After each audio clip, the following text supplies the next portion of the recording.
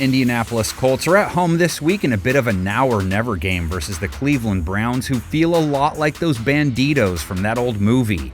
Where's your offense? Offense? We ain't got no offense. We don't need no offense. We don't have to show you no stinking offense. Moody, no good! Let's see, how about Browns didn't have their starting quarterback, and the end of last week's game still resulted in joy for Browns players, fans, and especially their defense. Owusu-Koramoah got enough depth that he's able to elevate that ball, and he just is able to get his hands on it. And Purdy's lucky that wasn't a pick. Dog Pound is asking itself, if the mighty vaunted San Francisco offense can't put up more than 17 points on us, how in the world is a Gardner Minshew-led Colts offense going to? Purdy slings it, intercepted!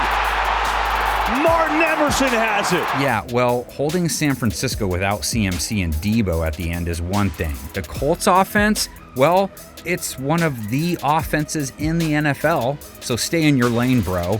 And reality check, Cleveland held Christian McCaffrey to under 4 yards a carry before he left hurt. Colts' best two offensive players are probably running backs. The Browns have held backs to 3.8 a carry. McCaffrey in trouble, and he is stacked up and is going to lose a couple yards. Indy's O, powered in theory by Zach Moss and Jonathan Taylor, they combined for 40 yards in Week 6, neither guy hitting at even 3.1 a run. One play here, this is Taylor, and he's unable to find the edge. They only had 15 touches between them. They were chasing early versus Jacksonville, and that didn't bode well for Gardner Minshew.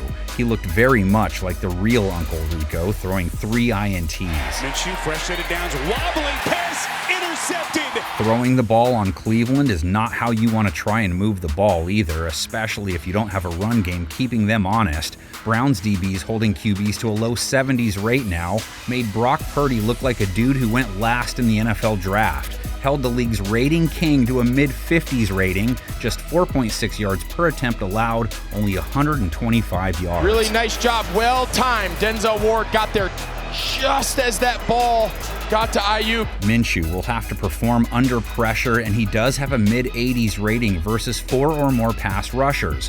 Browns with one of the highest blitz rates in the NFL. He gets the snap, he's pressured by Malkin, and sacked! And time is going to run out on the Tennessee Titans. The Colts face an uphill climb to Bob Ross land. Cleveland could too, depending on whether Deshaun Watson's shoulder is better. PJ Walker filled in last week, no touchdowns, 2 INTs, rating under 50.